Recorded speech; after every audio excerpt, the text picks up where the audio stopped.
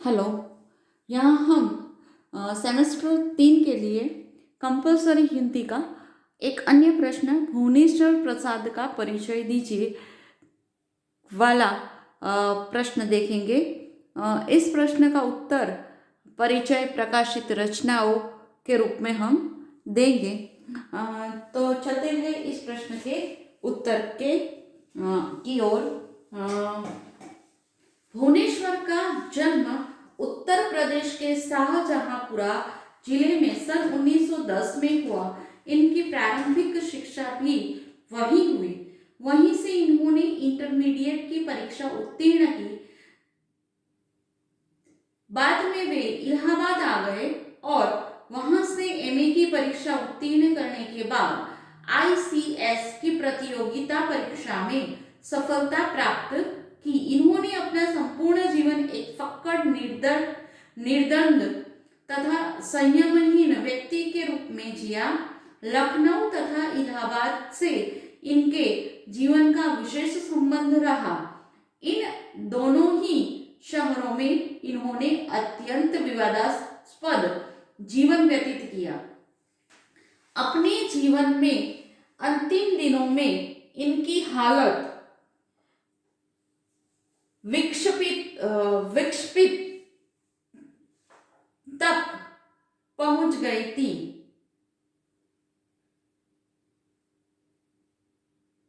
और ये इलाहाबाद की सड़कों पर मूक घूमते हुए दिखाई देते थे। एक दिन सहसा ये अदृश्य हो गए थे। फिर किसी अज्ञात स्थान पर इनकी मृत्यु की सूचना प्राप्त हुई। इस प्रकार सन 1957 में 47 वर्ष की अल्पायु में ही इनका देहांत हो गया। 47 वर्ष। अब हम उनकी रचनाओं के विषय में बात करेंगे। हिंदी एकांकियों में जीवन को यथार्थ से जोड़ने वाले भुवनेश्वर सामाजिक एकांकीकार के रूप में जाने जाते हैं। सामाजिक एकांकी लेखन में क्रांति उत्पन्न करने वाले भुवनेश्वर का हिंदी एकांकी साहित्य में बहुत महत्वपूर्ण स्थान है। उनका पहला एकांकी संग्रह कारवां सन 1935 में प्रकाशित हुआ। इस एकांकी संग्रह द्वारा हिंदी एकांकी में एक नए युग का आविर्भाव हुआ। श्यामा एक वैवाहिक विडंबना, पतिता एक साम्यहीन साम्यवादी, प्रतिमा का विवाह, रोमांस, लाटरी, उसर, मृत्यु, हम अकेले नहीं है, 8:15 बजे, रोशनी और आग, आजादी की नींद, सिकंदर, अकबर, तांबे के कीड़े और इतिहास की कैंचुल आदि भुवनेश्वर प्रसाद द्वारा लिखित प्रमुख एकांकी है। भुवनेश्वर ने अपने एकांकियों में संलिष्ट कथानक पर बल नहीं दिया। अधिकांशतः उन्होंने कथानक का चयन युग संदर्भ में भोगे गए सत्य से ही किया। भोगे हुए सत्य की घटनाएं युगीन समस्याओं से जुड़ी हुई है। अपने एकांकियों के माध्यम से वे अनेक समस्याओं के विषय तथा उनकी तकनीक आदि पर पाश्चात्य विद्वानों सोइट्स, चेकेट और डी.एच. लॉरेंस आदि से प्रभावित रहे हैं। हिंदी में एब्सर्ड नाट्य परंपरा के प्रयोगशील रचनाकारों में भुवनेश्वर का नाम लिया जाता है। भुवनेश्वर प्रसाद ने प्रतीकात्मक एकांकी का अत्यधिक कुशलता से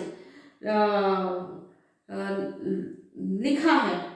प्रतीकों के माध्यम से ही वे समस्याओं को प्रस्तुत करते हैं। मनोवैज्ञानिक चित्रण में उन्होंने पुरुषों की अपेक्षा स्त्रियों का विशेष रूप से चित्रण किया है।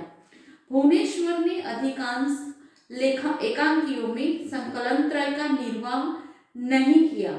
यदि इनके लाटरी और रोमांस एकांकियों को छोड़ दिया जाए तो सभी एकांकियां बहुउद्देशीय एकांकी है। आकस्मिकता इनके एकांकियों का प्रमुख गुण है। भुवनेश्वर के एकांकियों के संवादों में संक्षिप्तता, मर्मस्पर्शिता तथा वाग्वैद्य आदि गुण दृष्टिगोचर होते हैं। इन्होंने स्वगत का प्रयोग नहीं किया। भुवनेश्वर के संवादों में भावात्मकता की अपेक्षा बौद्धिकता अधिक है। इनकी एकांकियां पाश्चात्य प्रभाव से भी प्रभावित होने के कारण इसमें अंग्रेजी शब्दों का अधिक प्रयोग मिलता है। भाषा में लेखक ने उपमाओं के माध्यम से व्यंग में तीखापन भी पैदा कर दिया है।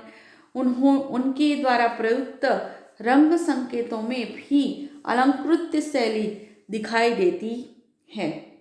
भुवनेश्वर ने यूं तो कहानी, कविता, आलोचना आदि विभिन्न विधाओं को अपनी अभिव्यक्ति के माध्यम से के रूप में चुना, किंतु इनका मुख्य प्रदेय एकांकी नाटक के क्षेत्र में ही है।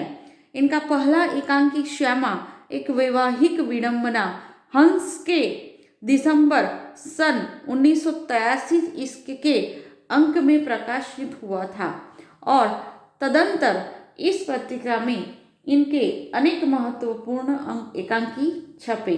इनकी रचनाएं भारत, रूपाप, विश्ववाणी आदि अन्य पत्रिकाओं में भी प्रकाशित हुई। कारवां अनेक इनके एकांकियों का पहला संग्रह है तथा सिंकों की गाड़ी अंतिम महत्वपूर्ण रचना है। स्ट्राइक, ऊसर, तांबे के कीड़े, आज़ादी की नींव, सिकंदर, अकबर, चंगेज खां आदि बहुचर्चित एकांकी है। भुवनेश्वर ने पश्चिम के आधुनिक साहित्य का अच्छा अध्ययन किया था। इनकी रचनाओं के अध्ययन से पाठक की यह धारणा बनती है कि इब्स, बर्नार्ड शो, डी.ए. लॉरेंस तथा फ्रायड से इन्हें विशेष लगाव था। इनके एकांकी प्रेम, विवाह तथा यौन संबंधी समस्याओं को बहुत तीखेपन के साथ प्रस्तुत करते हैं।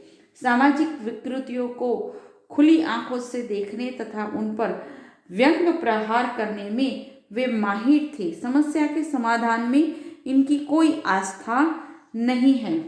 इस संदर्भ में इनका कहना है कि एक समस्या को सुलझाना कई समस्याओं को जन्म देना है। भुवनेश्वर के एकांकियों में किसी संश्लिष्ट कथानक का आश्रय नहीं लिया गया। वर्तमान जीवन की दोहरी जिंदगी को प्रभावित नाटकीय मोड़ देते हुए चरम सीमा तक पहुंचाकर प्रेक्षक के मन पर अपनी छाप छोड़ देना इनकी एकांकी कला की मूल विशेषता है। एकांकी कला के क्षेत्र में भुवनेश्वर की सर्व प्रमुख देन रंग संकेत है। ये रंग संकेत रंगमंचीय व्यवस्था के साथ साथ लेखकीय मंतव्य, चारित्रिक विशिष्टता एवं वातावरण की सृष्टि में भी समर्थ है। भुवनेश्वर ने कल्पना शक्ति को उकसाने के बहुत अवसर दिए हैं। कहने का मतलब यह है कि प्रगतिशील मंच की स्थापना का प्रयत्न भुवनेश्वर ने किया था। निर्देशक और अभिनेताओं की कल्पनाशीलता, विचार शक्ति और प्रयोगात्मकता की संभावनाएं उनके सामने स्पष्ट थी। वे अपने युग के प्रश्नों को केवल युग के प्रश्न कहकर नहीं छोड़ देते, बल्कि उन्हें नाटक के साहित्य के प्रश्नों में बदल देते। उस समय जब जयशंकर प्रसाद की परंपरा में चलने वाले सेठ गोविंददास, हरिकृष्ण प्रेमी, उदय शंकर भट्ट जैसे आदि के सांस्कृतिक दृष्टि के नाटक प्रचलित थे, तो विचार, समस्या, तर्क, आधुनिकता के नाम पर लक्ष्मी नारायण के विचारोत्तेजक नाटक थे और नाटक प्रायः पाठ्य ही हुआ करते थे। केवल अश्क के नाटक या एकांकी ही रंगमंच के निकट थे, लेकिन वह भी मध्यम वर्गीय समाज से बंधे हुए थे। उस समय भुवनेश्वर का व्यक्तित्व अकेला है, बल्कि अपने समकालीन साहित्यकारों में वह विशिष्ट कहा जा सकता है।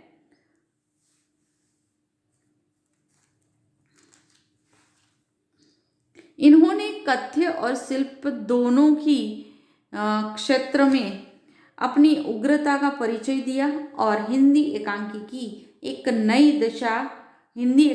एक नई दिशा दी। हिंदी में पाश्चात्य पद्धति की एकांकी कला के विकास में इनका महत्वपूर्ण योग है। इसीलिए इन्हें हिंदी एकांकी का सच्चा प्रतिष्ठाता माना जाता है।